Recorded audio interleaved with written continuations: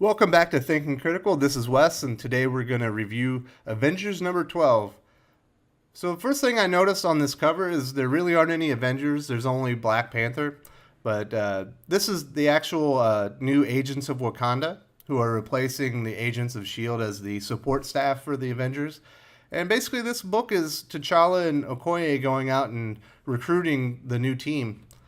And so mostly we're just going to go over the character introductions. I'll go into a little bit later some of the story arcs and the implications, but further on. But mostly it's just the new characters. So the cover itself is really bland and boring. It doesn't say anything about the book other than it identifies some of the characters. It certainly doesn't make me want to buy it, but fortunately, the interiors art is really, really good, and the story is a lot of fun. This is mostly a positive review. I have a couple of issues, but mostly this is really good. So here on the credits, the writer is Jason Aaron. Primary artists are Ed McGuinness and Cory Smith, and the color artist is Arick Arciniega. Actually, he does really good. The colors on this really pop out and elevate the art and the story a lot. I was very happy with all the art, to be honest. So the first character that T'Challa goes out to recruit is Gorilla Man, who apparently has a pretty stiff drinking problem, and he thinks that T'Challa is there to kill him. And T'Challa explains to him, "I'm not here to kill you. I'm actually here to offer you a job in the Agents of Wakanda." And he jumps all over it. He takes him up on his offer immediately. And later on in the story, he's actually identified as the new director of security. The second person that he recruits is Janet Van Dyne, the original Wasp. This is one of my minor little issues with the story. The last bit of dialogue on this page, she says, "What exactly do you need a salty old original Wasp for?" I don't know why they would be identifying her as old. She looks like she's in her mid-20s, maybe early 30s right here. She looks very youthful. So if she's supposed to be an older, more knowledgeable character, they probably should have aged up the art a little bit. So I don't understand why they're calling her old. Even if the character's been around a long time, the art itself makes it look like she's very young. Just a little thing. So the next character that you see being recruited is by Okoye, who's now being identified as the new director of the Agents of Wakanda. So she's basically Nick Fury for the Agents of Wakanda.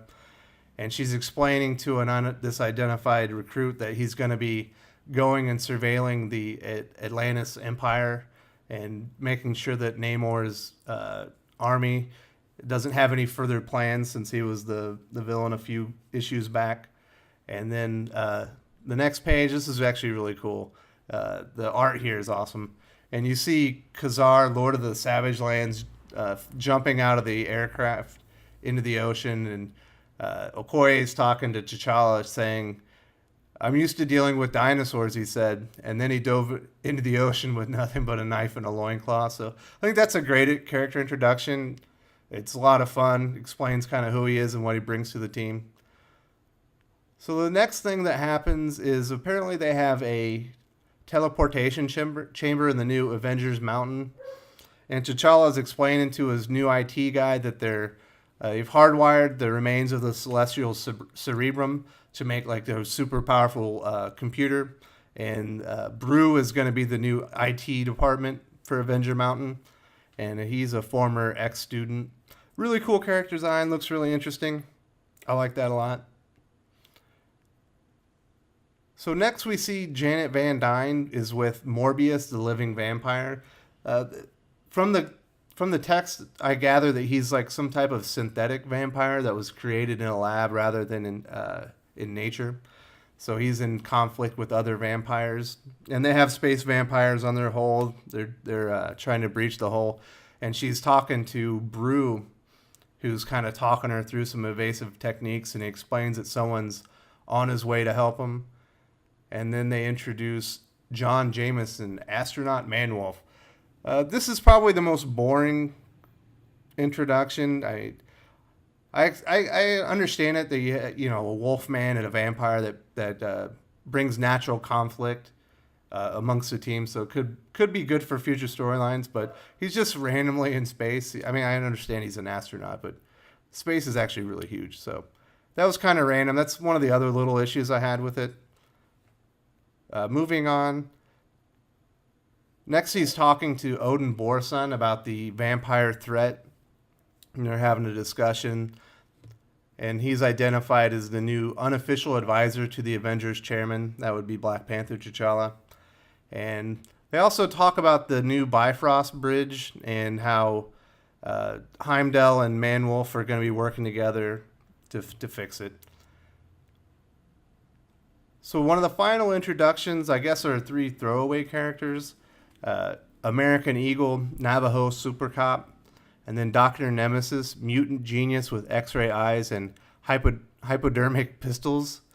I don't know what the hell hypodermic pistols are, but it sounds really stupid. They definitely should have come up with a better name if that's actually cool. And then the last guy is Fat Cobra, the master of Kung Fu and hedonism. Shocking that the Asian agent is the master of Kung Fu. So finally, they actually don't introduce any more Agents of Wakanda. They actually introduce the new Avenger, and it's Blade. They've been showing that there's a vampire threat. Blade shows up to talk to the Avengers after the one panel that I mentioned there, where they're having a discussion, and he says, we've got a whole lot of vampires to kill. So like I said, this is actually pretty fun. This is how you put a team together. I like, it feels like a montage from a movie where they're going through and they're meeting all the wacky characters to put the weird ragtag team that's gonna do a heist together or whatever. So I like the way they did it. It feels very familiar. I like it. The art's really great in this. The only real issue, the big issue I have, is this really isn't an Avengers book. This is more like Agents of Wakanda #1 rather than Avengers #12. So if this was Agents of Wakanda #1, I would give this book a solid 4 out of 5. Highly recommended. But because it's an Avengers book without the Avengers, I'm going to dock it a little bit, and we'll call it a 3 out of 5. Recommend. It's a good book. You should check it out.